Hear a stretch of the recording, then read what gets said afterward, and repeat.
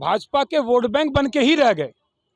वो ना तो सम्मान और ना ही स्वाभिमान, दोनों में किसी की भी रक्षा हमारे वैश्य समाज के लिए नहीं करते। और वैश्य समाज की मजबूती के लिए जिस तरीके से पूरे बिहार में माननीय नेता तेजस्वी प्रसाद यादव जी के द्वारा काम किया जा रहा है, यह एक भाजपा के अंदर में एक बौखलाहट भी पैदा कर रही है। एक समय था कि कहा जा रहा था कि वैश्य समाज के जो वोटर्स है या वोट बैंक है वो भाजपा के पास है, और हम ये बात इसलिए कह रहे हैं कि पहले तो वो पोस्टर दिखाइए दीपक पीछे।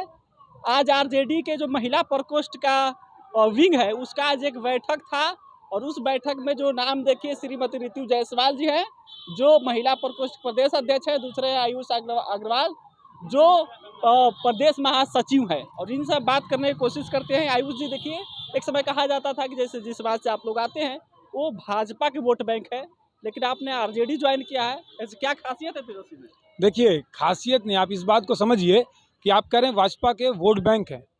भाजपा के वोट बैंक बन के ही रह गए।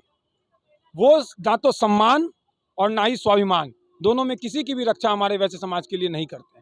आप ऐसे समझिए कि शब्दबाग दिखाने से या फिर चीज़ों को हवाई दिखा करके आप किसी समाज को मजबूत नहीं कर सकते। माननीय नेता, मैं जीता जागता एग्जाम्पल हूँ आपके सामने, माननीय ऋतु जायसवाल जी एग्जाम्पल है, समीर महासेठ जी एग्जाम्पल है, पवन जायसवाल जी एग्जाम्पल है।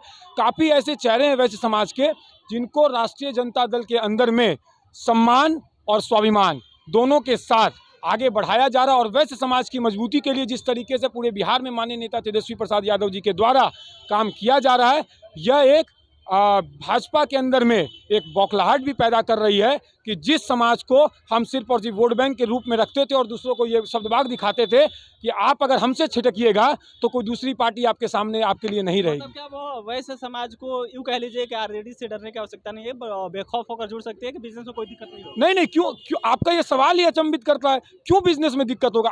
आज आप बता दीजिए। बिहार आज जब सामाजिक न्याय की बात हो रही है और जब बात हो रही है बिहार में A to Z की बात हो रही है, जब राष्ट्रीय जनता दल के अंदर में A to Z की समावेशी नीति, A to Z का ही प्रभाव है क्या?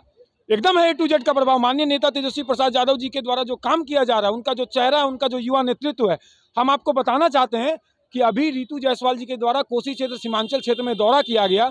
फॉरबिसगंज में उनके बातों से प्रभावित होकर और A to Z की नीति से प्रभावित होकर के लगभग 150 से ज़्यादा की संख्या में वैश्य समाज ने सदस्यता ली, जिसमें पुरुष और महिलाएं भी शामिल है, और सक्रिय सदस्यता ली।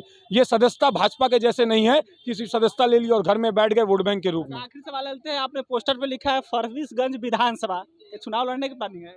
नहीं, देखिए, ये चुनाव की बात तो बात की है, सबसे ज़्यादा प्रमुख बात यहाँ पर यही है कि अगर संगठन हमारा मजबूत होता, मैं एकदम ईमानदारी के साथ माननीय नेताजी के नेतृत्व में रह करके जिला, अनुमंडल, प्रखंड, पंचायत और बूथ स्तर तक जिन भी प्रकोष्ठ में, मैं अभी व्यावसायिक प्रकोष्ठ में हूँ, अन्य प्रकोष्ठों के लोगों के साथ भी मिल करके बूथ स्तर तक मैं संगठन बनाने का काम कर रहा हूँ। और संगठन है तभी हम हैं, अगर संगठन नहीं है तो हमने, मतलब हमारी पहचान संगठन से है, और संगठन को हम जितना मजबूत करेंगे तो हम स्वतः मजबूत होंगे ही। हमें माननीय नेताजी के हाथों को मजबूत करना है और हम उसके लिए कटिबद्ध हैं। ये तो आयुष अग्रवाल है, और उनका कहना है कि वैसा समाज जो है वो बेखौफ होकर आरजेडी से जुड़ सकता है, क्योंकि आरजेडी का जो समीकरण है वो MI से बदलकर A to Z हो गया है, और इसलिए आयुष अग्रवाल जैसे युवा नेता आरजेडी से जुड़ रहे हैं। बाकी सब अपना राय दीजिएगा। मैं नाम सिकंदर लिया, बिहार से देख रहे थे।